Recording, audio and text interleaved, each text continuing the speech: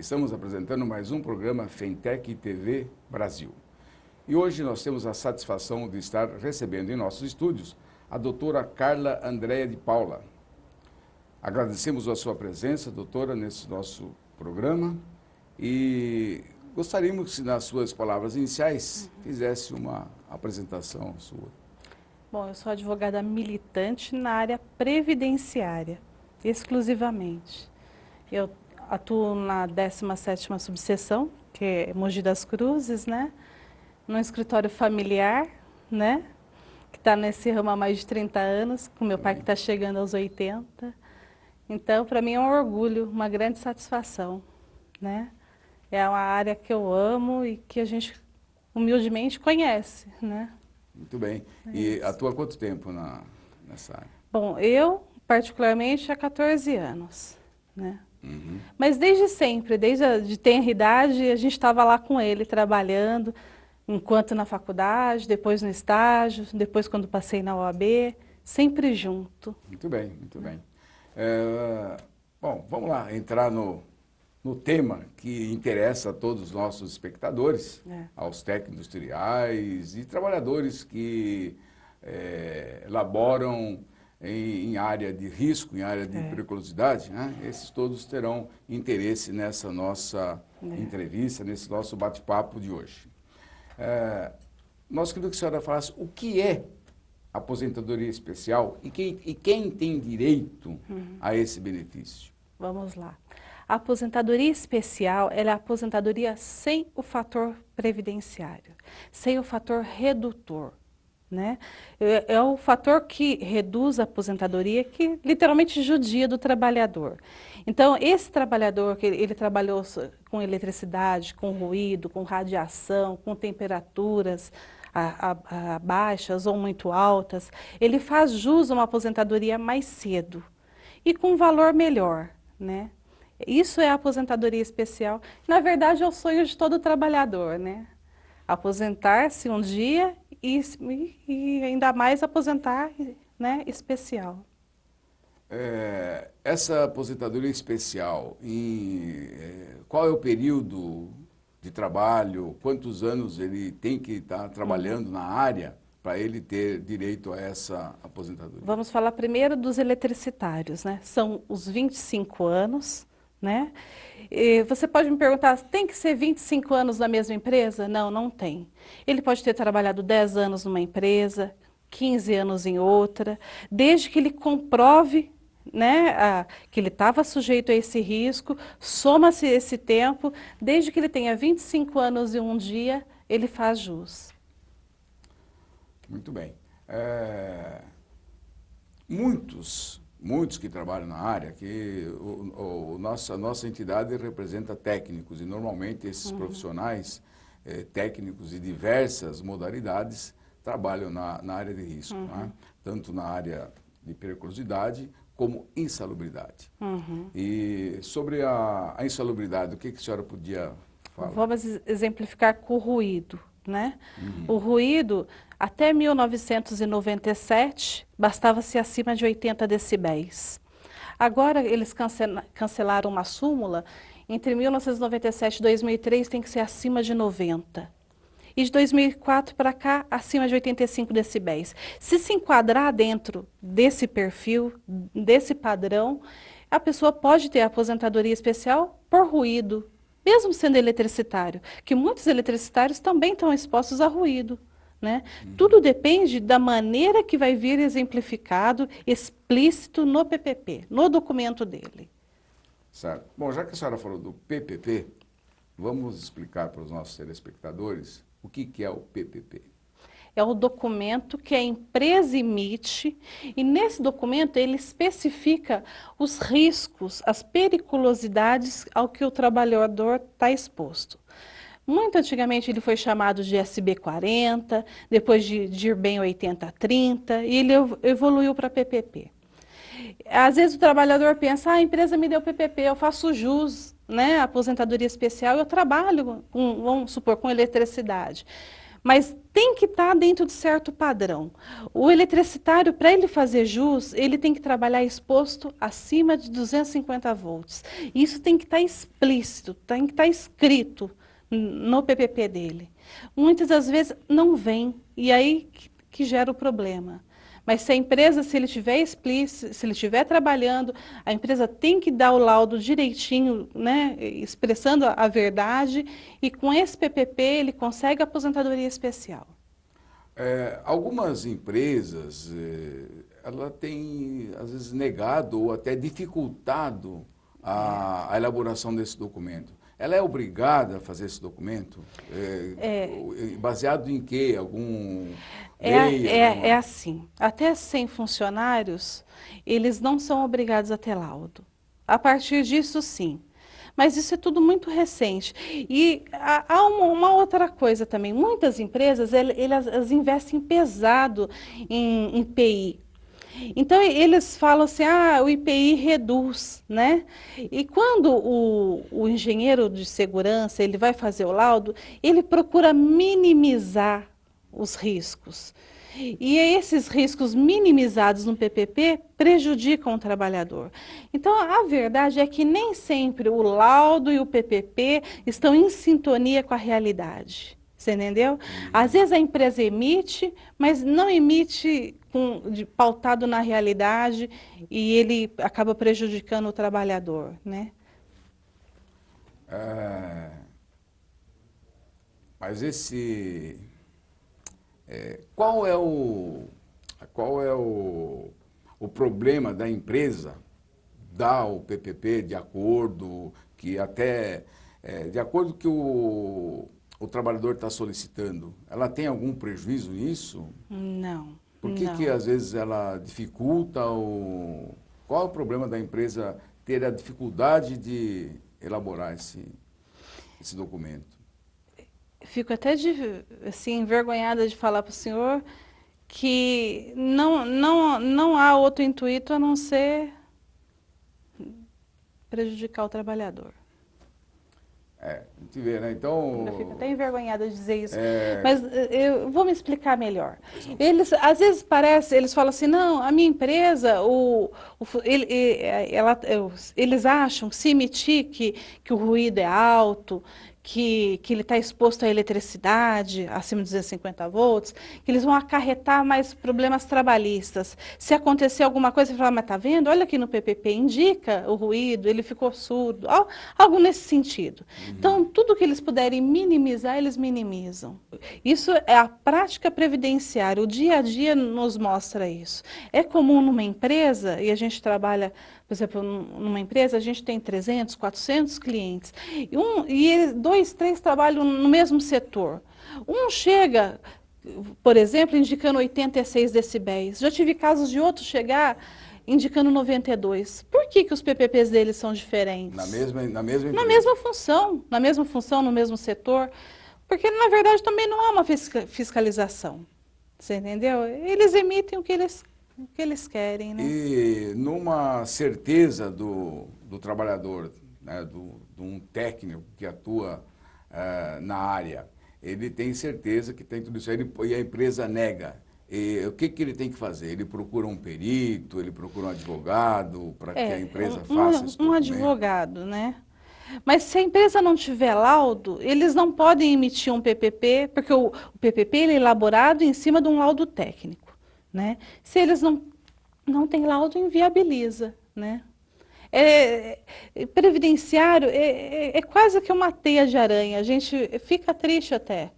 Porque quando o trabalhador chega no escritório, por exemplo, com os PPPs tudo redondinho, tudo certinho, é um grande alívio, mas grande parte deles, por exemplo, a empresa fecha, né, e não tem síndico da massa falida, ele tem dificuldade em encontrar quem emite esse PPP, esses laudos se perdem. Então, é um tanto desorganizado, né? É um pouco sofrido, digamos assim. Muito bem, vamos ao nosso intervalo e voltamos a seguir entrevistando a doutora Carla Andréa de Paula.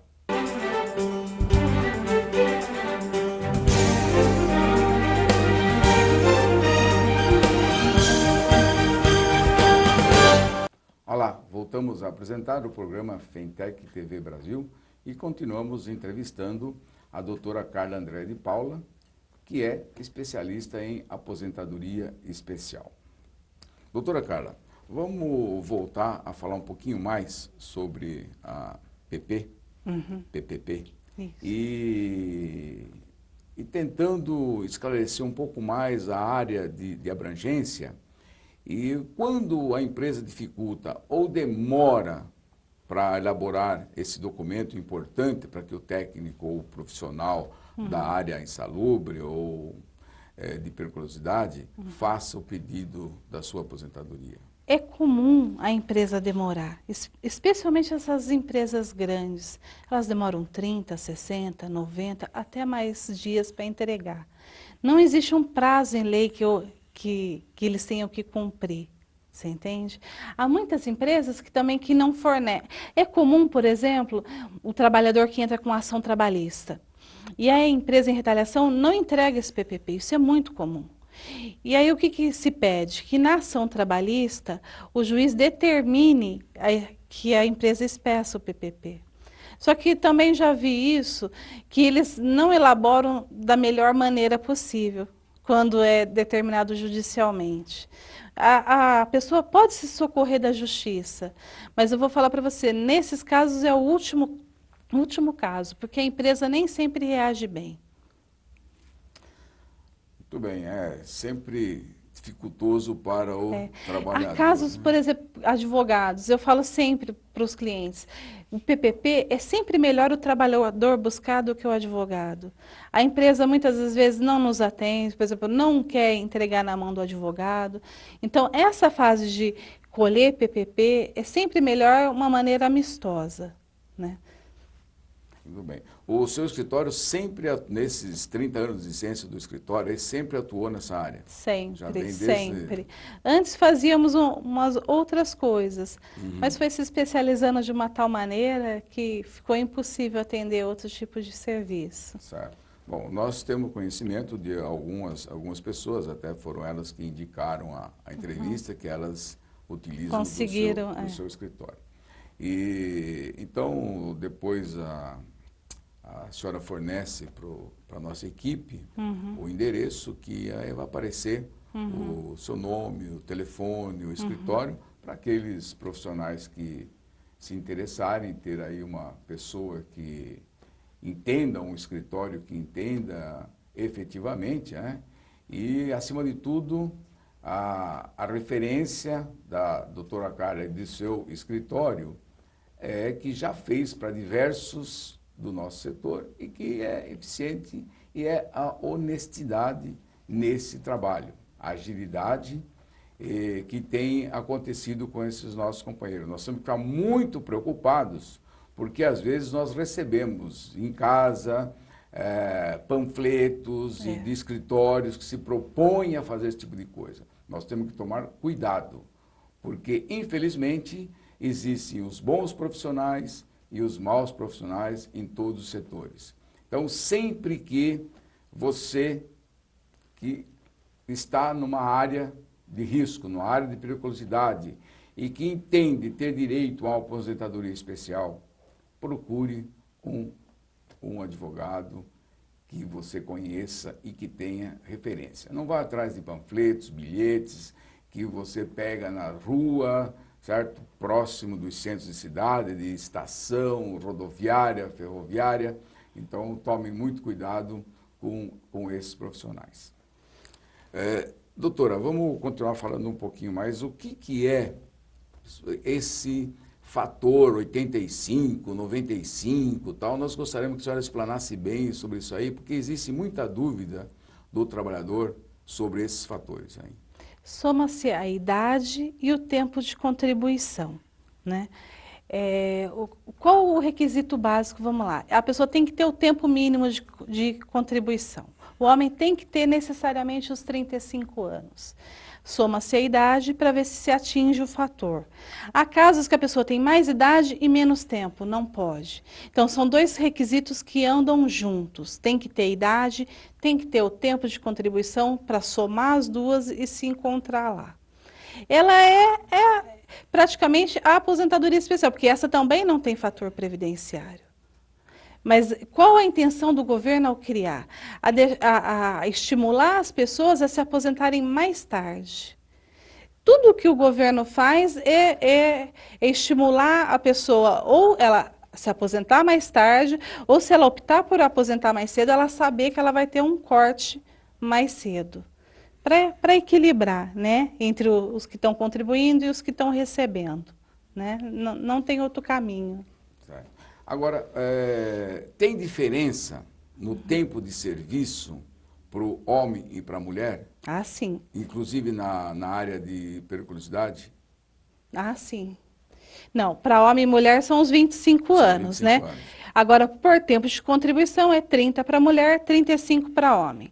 Agora, no especial, ele não faz distinção. É 25 anos e um dia, Para né? todo mundo, 25 anos. É, Muito bem. O que mais nós poderíamos estar passando sobre isso aí? o que eu gostaria de falar sobre a aposentadoria, que todos nós, a gente trabalha pensando no futuro. Meu pai sempre fala que o alvo de todo trabalhador é um dia estar estável e se aposentar. Então, ela tem que ser o melhor feita possível, antes. Então, é algo que você deve se programar antes, consultar uma pessoa especializada, para fazer ela bem feita. Porque depois que ela já foi feita, às vezes para fazer uma revisão, para fazer um conserto, é infinitamente mais difícil. Então, a aposentadoria é coisa séria. Nas agências do INSS, eles enchem de placa. Não, você não precisa de advogado, você não precisa de intermediários, vá direto. Mas não é algo para amador, é algo para uma pessoa especializada, porque ela é algo definitivo. Né? Ou muitas pessoas se aposentam jovens e elas continuam trabalhando, então elas não notam diferença. Mas um dia não, elas vão viver só da aposentadoria. Então, é importante que ela seja bem feita, né? Que ela consiga a melhor aposentadoria possível. Porque o INSS tem a obrigação de ceder o melhor benefício possível, mas muitas das vezes isso não é feito. Então, é se planejar, fazer, né, com segurança, fazer bem feito, para não haver arrependimentos, né? Hoje, qual é o teto hoje? Quanto Eles falam 4.600, mas vamos dizer especial. A especial é 91% do teto. Então, gira em 4.200 e alguma coisa. Ninguém pega o teto, é uma porcentagem. Então, ele fala o teto, mas ele é aplicado uma porcentagem em cima do teto. A especial é 91%. Né? O próprio teto do INSS. É 91% do teto, isso. Então, nenhum tipo de benefício é 100%. Muito bem, sempre sobra para nós. E vem aí mais arroxo em cima dos trabalhadores, né? Aí, esse ano um ano difícil, um ano de muita dificuldade e com certeza a conta vai sobrar para nós trabalhadores. Bom, vamos mais ao intervalo e voltamos entrevistando a doutora Carla Andréa de Paula.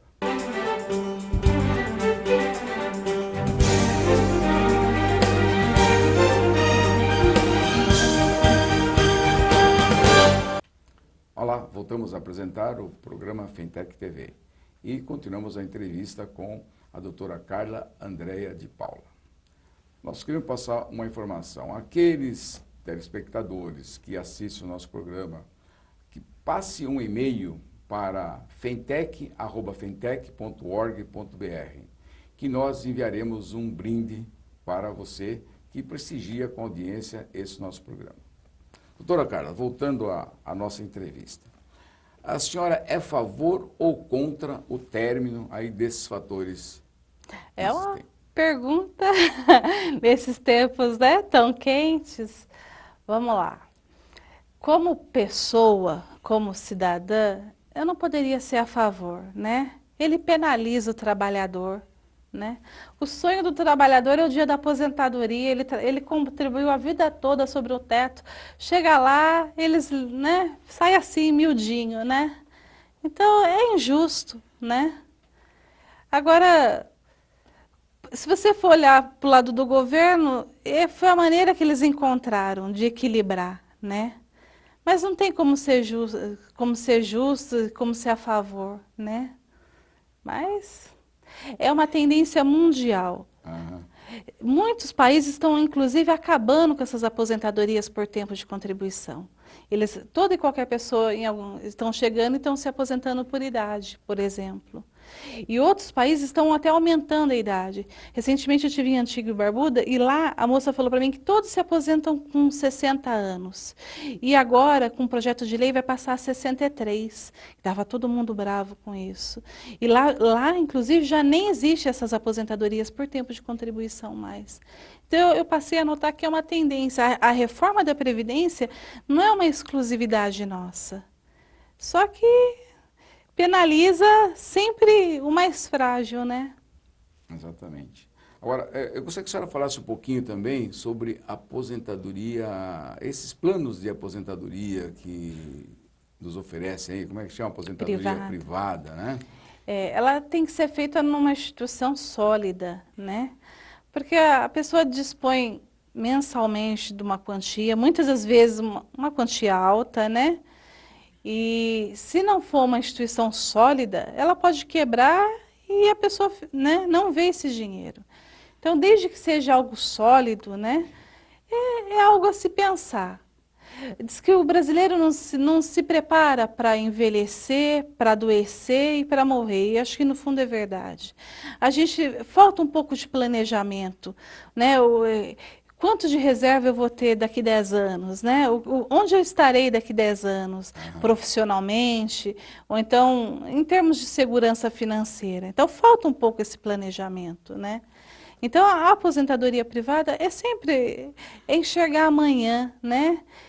Eu tenho lá muitos clientes que aposentam jovens, sabe? 42, 45 anos, eu olho para eles, são rapazes novos, né? E muitos deles continuam trabalhando.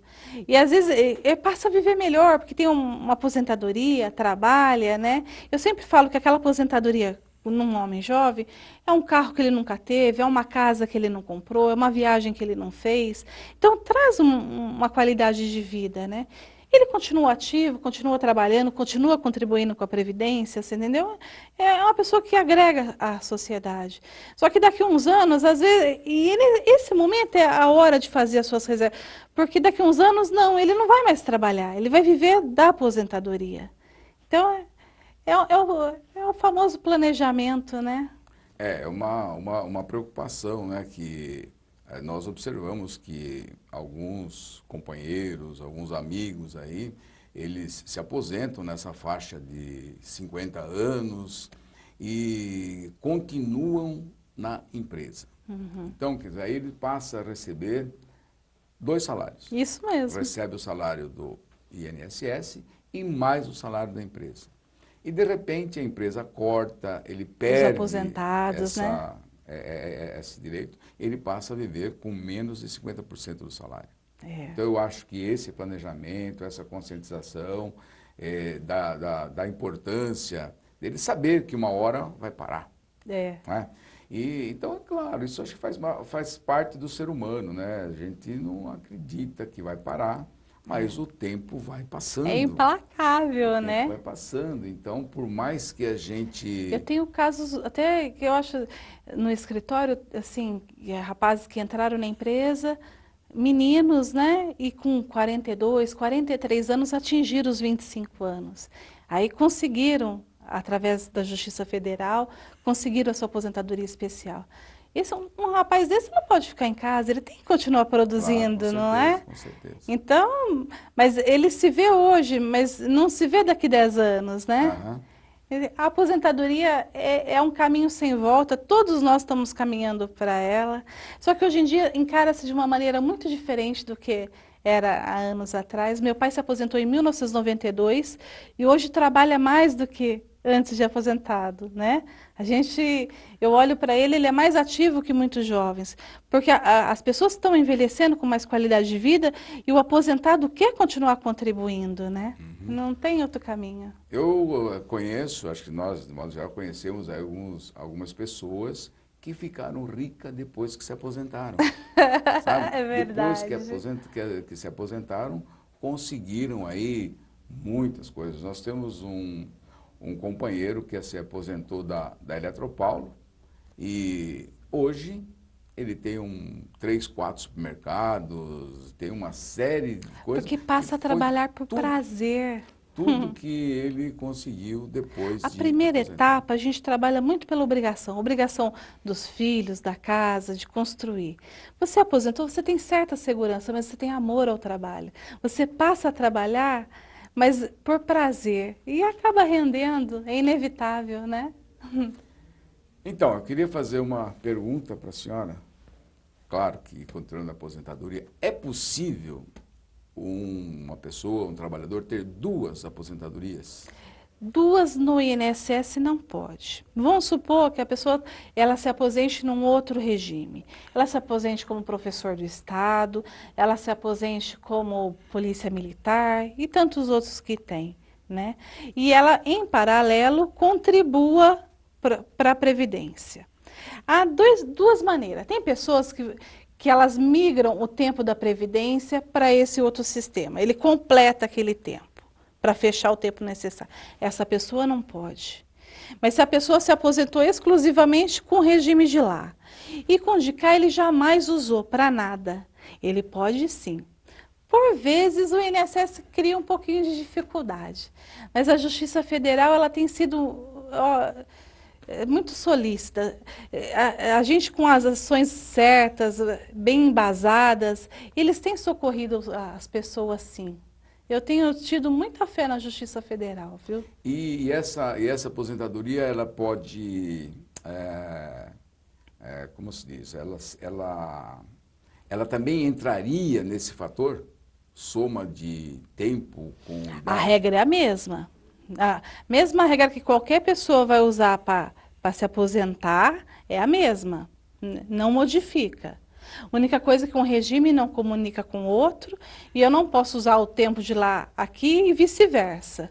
Há pessoas, por exemplo, que têm uns 20 anos no Estado e têm 15 no INSS. Eles juntam esse período, falam, não, para mim já deu. E eles unem os 2 e ele se aposenta lá no regime dele, contando o tempo do INSS.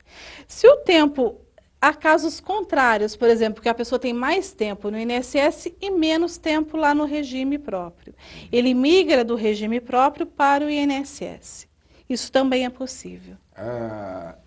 Por idade. Vamos supor que hoje se aposenta por idade. Isso, 65 o homem anos. 65, a mulher aos 60. Então vamos supor que um trabalhador, um professor, um policial, um funcionário público, tal, se aposentou com 50 anos. E a partir daí ele começa a pagar o INSS. Quando ele chega aos 65? Ele pode sim. Ele pode. E como é que ele se aposenta nesse? Por idade, porque ele teria que ter 65 anos e mais 15 de contribuição. Ele tendo essa fórmula, esses 2 requisitos, ele aposenta. E o valor dessa aposentadoria? É em cima do valor que ele recolher, né?